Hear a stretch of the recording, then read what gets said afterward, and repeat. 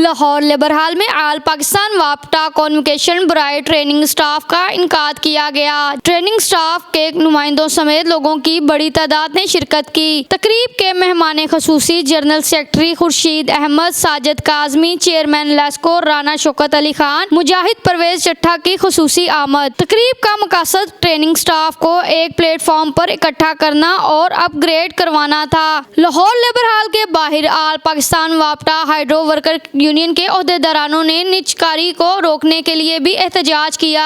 तकरीब में आए शुरका ने लाहौर 24 न्यूज़ से गुफ्तगू करते हुए कहा, जब काम ज़्यादा हो तो एक आदमी 4 आदमी का काम नहीं कर सकता, तो हमने गवर्नमेंट से मुतालबा किया कि भर्ती को खोलें और जो आदमियों को ट्रेनिंग दें ताकि जो काम बेहतर तौर पे हम खिदमत सकते हो, जो एक्सीडेंट भी हो रहे हैं हमारे इसी वजह से वो रुक सकें।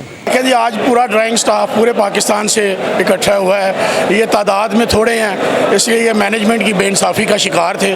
चूँकि मज़दूरों को, मुलाजमीन को इंसाफ हमेशा आल पाकिस्तान वापटा हाइड्रो इलेक्ट्रिक वर्कर्स यूनियन के प्लेटफार्म से मिला है, खुर्शीद अहमद की तर्जुमानी से मिला है। इसलिए आज पूरे पाकिस्तान से हर सूबे से दोस्त साथी यहाँ पर जमा हुए हैं। उन्होंने अपने मसाइल से, अपने मुश्किलात से कायदे मजदूर जनाब खुर्शीद अहमद को आगाह किया है और उन्होंने वादा किया है और पहल के एतराफ़ किया है कि वाकई आप बेइंसाफ़ी का शिकार हैं, आपको इंसाफ लेके दिया जाएगा। अपने हक़ के लिए जो मैनेजमेंट की तरफ से नाइंसाफ़ी की सूरत में तमाम कैडर को अपग्रेड किया गया, लेकिन ड्राइंग स्टाफ को साथ नाइंसाफ़ी की गई।